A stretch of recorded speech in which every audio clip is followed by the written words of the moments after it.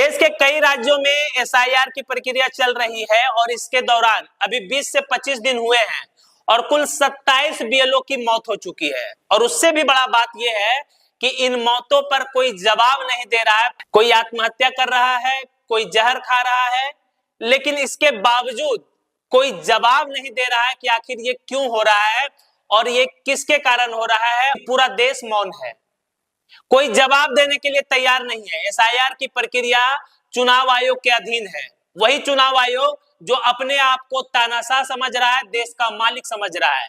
और उसके पीछे का कारण है संविधान में वो संशोधन जिसके तहत एक नियम बनाया गया है, एक कानून पास किया गया है, जिसमें ये प्रावधान है कि आप देश के चुनाव आयुक्त के खिलाफ कोई क्रिमिनल केस नहीं चला सकते हैं। पूरे देश में वोट चोरी का मुद्दा छाया हुआ है, फर्जी वोटरों को जोड़ा जा रहा है, घुसपैठियों के नाम पर असली वोटरों को काटा जा रहा है। और अगर कोई आवाज उठाए, कोई बोले तो वो देश विरोधी है, वो सनातन विरोधी है, वो धर्म विरोधी है। मतलब आप सरकार के गलत नीतियों के खिलाफ भी बात करिएगा तो आप देश विरोधी हो जाइएगा, सनातन विरोधी हो जाइएगा, धर्म विरोधी हो जाइएगा। आप एसआईआर की प्रक्रिया कीजिए। एसआईआर होना चाहिए, जो देश के नागरिक नहीं है उनको वोट देने का अधिकार नहीं होना चाहिए, पूरा देश मानता है और चाहता भी है।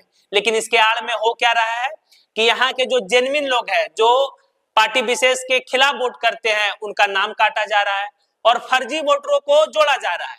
और सबसे बड़ा सवाल है कि आपके पास 2024 लोकसभा चुनाव के बाद भी आपके पास 1.5 साल का समय था, आप उस समय एसआईआर की प्रक्रिया क्यों नहीं कराते हैं।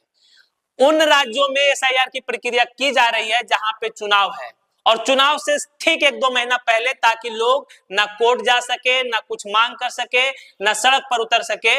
आपका नाम कट गया है, चुनाव आचार संहिता लागू हो जाएगा, पार्टी विशेष को जिता दिया जाएगा फर्जी वोटरों के द्वारा, वोट चोरी के द्वारा, और चुनाव आचार संहिता का धज्जियां उड़ाया जाएगा। जिस संविधान ने ज्ञानेश कुमार को इतना ताकत दिया है, उसी संविधान के प्रावधानों का धज्जियां उड़ाया जा रहा है। बीएलओ की मौत पर सरकार चुप है, चुनाव आयोग चुप है। देश में सिर्फ 2 ही काम हो रहा है, पहला कि चुनाव कैसे जीता जाए, और दूसरा बड़े बड़े पूंजीपतियों को कैसे और बड़ा बनाया जाए। देश गरीब हो रहा है, देश की जमीन जंगल पूंजीपतियों के हाथों बेचा जा रहा है और देश की आम जनता को 5 किलो अनाज के लिए लाइन में खड़ा किया जा रहा है।